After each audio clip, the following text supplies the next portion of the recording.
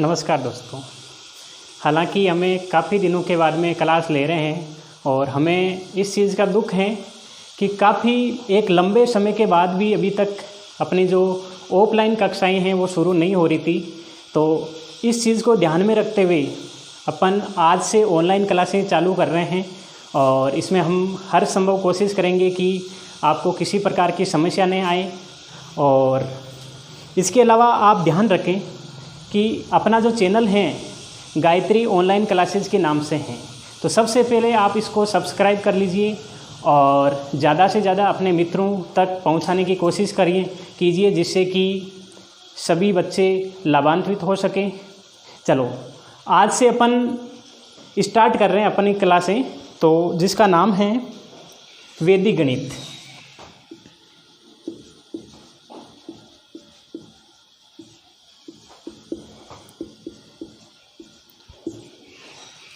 देखो बच्चों, जो ये वैदिक गणित है ये कहाँ काम में आती है।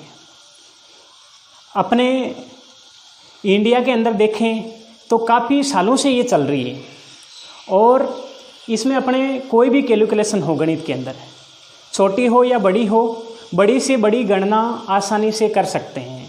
और कुछ अभ्यास करने के बाद में इसमें बड़ी से बड़ी गणना को आसानी से मौखिक सरल किया जा सकता है। तो अपन इसमें जैसे कि जोड़ हैं, बाकी हैं, गुणा हैं, भाग हैं, वर्गमूल हैं, घनमूल हैं और इत्यादि प्रकार की गणनाएं, गणित में सभी प्रकार की गणनाएं वैदिक गणित में आसानी से सरल की जा सकती है। इसकी एक खास बात यह है कि इसमें अपने जो अपन गलतियां करते हैं गणनाओं के अंदर, वो बहुत ही कम चांसेज होते हैं, इसमें गलतियां बहुत कम होती हैं। तो इसलिए अपन इसमें सीखने का प्रयास करेंगे।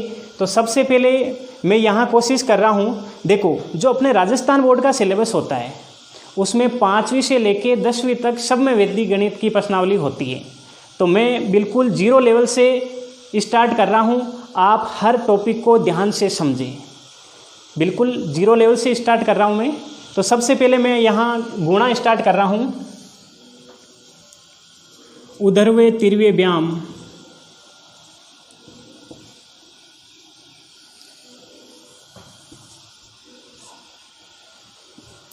सूत्र द्वारा गुणा। सबसे पहले अपन वैदिक गणित में गुणा ले रहे हैं। ये 8वीं कक्षा में भी है, 9वीं में भी है, 10वीं में भी है, तो ये कॉमन टॉपिक है। तो ये वैदिक गणित है, मैं सब कक्षाओं के लिए एक साथ ले रहा हूँ। बाकी जो अपन कक्षाएं वार अलग अलग भाग में पढ़ेंगे उसकी जो जानकारी है समय समय पर अपन देते रहेंगे। चलो उधर्वे तिर्वे व्याम द्वारा अपन गुणा करना सीख रहे हैं। जैसे उधर्वे तिर्वे व्याम सूत्र हैं, इसमें तिरछा गुणा करके अपन किसी भी संख्या को एक लाइन में उत्तर प्राप्त कर सकते हैं।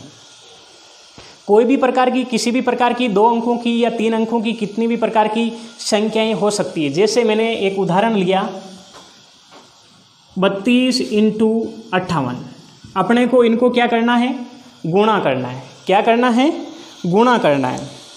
32 को 58 से गुणा करना है। तो सबसे पहले इसमें प्रमुख बात है कि अपने को इसके समूह बनाने हैं। समूह बनाने के लिए एक फॉर्मूला है 2n-1। देखो 2n-1, n का मतलब क्या होता है, n का मतलब है यहाँ पे कि जो अपने पास संख्याएं हैं उसमें अधिकतम अंकों की संख्या कितनी है। तो यहाँ देखिए अधिकतम अंकों की संख्या कितनी है, 2 × n का मान है कि संख्या में अधिकतम अंकों की संख्या तो कितनी है, 2 है। तो यहाँ पे n की जगह मैंने 2 रखा, -1, 2 को 2 से गुणा किया 4, 4 - 1 यानी कितना आ गया, 3। अतः इस गुणा में कितने समूह बनेंगे, 3 समूह बनेंगे। तो सबसे पहला काम है इसके समूह बनाना। तो मैंने 2 लाइनें खींच दी और इसके कितने समूह बन गए, 2 समूह बन गए। देखो आगे समूह बनाने के बाद में देखो इन समूह में क्या करेंगे, ये बाहर वाला है, इसमें इन दोनों संख्याओं को, ऊपर वाली संख्या को नीचे वाली संख्या से गुणा करेंगे। तो 3 को क्या करेंगे, 5 से गुणा करेंगे, 3 × 5। इस बाहर वाले जो अपने दायां समूह हैं इसमें क्या करेंगे, दोनों जो बाहर वाली संख्या ऊपर वाली को नीचे वाली संख्या से गुणा कर देंगे। तो ऊपर 2 है, नीचे 8 है, 2 को 8 से गुणा किया। बीच वाले में क्या करेंगे, तिरछा गुणा करके जोड़ देंगे, तिरछा गुणा करके जोड़ देंगे। तो 3 × 8 + 2 × 5। अब इसको सरल कर लेते हैं। अपने पास 3 समूह हैं, 5 को 3 से गुणा किया तो ये आ गया 15, 8 को 3 से गुणा किया 24, और ये 24 + 5 को 2 से गुणा किया तो 10 आ गया। 8 को 2 से गुणा करेंगे तो 16, 24 और 10 कितने हो गए, 34 हो गए, और ये 16। अब ध्यान देना यहाँ है, यहाँ तक सरल करने के बाद में देखो जो पहला समूह है और दूसरा समूह है, केवल अंतिम समूह को छोड़ के यहाँ पे कितने कितने अंक रखने हैं, सिर्फ एक एक अंक रखने हैं, बाकी को आगे वाले समूह में भेज देंगे। जैसे इसमें इकाई का अंक क्या है, 6 हैं, और दाई का अंक क्या है, 1 है। तो ये जो इकाई का अंक यही रहेगा, जो ये 1 है ये आगे वाले समूह में जोड़ देंगे। तो 34 में ये 1 जोड़ेंगे तो कितने हो गया, यहाँ पे 35 हो गया। और अब देखो, अब यहाँ 35 हो गया, ये 35 में इकाई का अंक यही रहेगा और ये आगे वाला आगे वाले में जुड़ जाएगा। तो 15 में 3 जोड़ देंगे तो कितना हो गया, 18 हो गया। और यहाँ क्या बचा हुआ, 6 हैं। अब यहाँ देखो ये 6 बच गया, इस समूह में 5 बच गया, और यहाँ 18 हो गया।